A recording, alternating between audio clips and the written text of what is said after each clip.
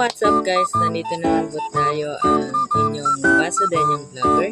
At ngayong gabi po ay meron po kaming paglilibangan. So, yung pong tinatanggal po itong color black, gamit po itong toothpick. So, tinatanggalan po yung kinikis-kis. Tapos, magiging ganito po siya. Magiging ganito.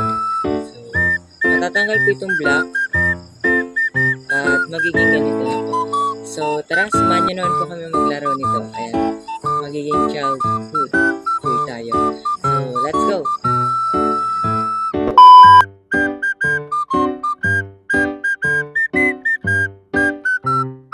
So, ito guys, matatapos na nangangalat. Yan na yung nagawa namin.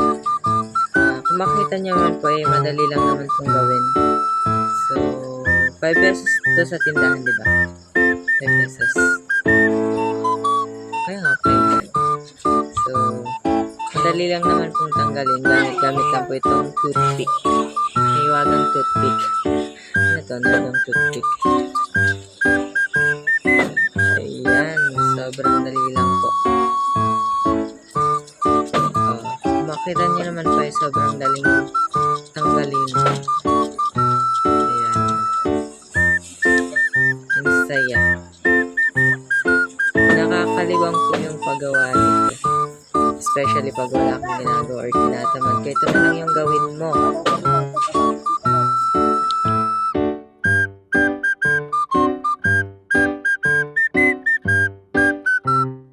So, ayan. Tapos na po tayo dun sa ating unang nagawa. Ayan po. Sino ba to sa Dragon Balls? Hindi ko ito alam. Meron din po pala siya dito sa likod na pwede nyo po siyang kulayan at gayahin kung kayang-kaya nyo pong gayahin. So, ito po yung una namin nagawa. Pero, meron na po mga nauna kanina. So, ito po. May iba't ibang character po siya. So, makikita nyo naman po. Meron po siyang nasa likod. Iba't ibang character po. Tapos, sa harap naman po ay ito. Ito po yung makikita niyo sa harap. Napakaganda po. Ayan. Tapos, meron pa po kami tatlo na hindi pa nakukulayan. Ito naman po. Pag di mo pa po siya natanggalan ng ganito, na ganitong kulay black, ay ganito po yung itsura. Pero pag natanggalan mo na po siya ng kulay black, ganito na po yung itsura niya. So, ginagamit na po ay toothpick or any stick po na gusto nyong gamitin.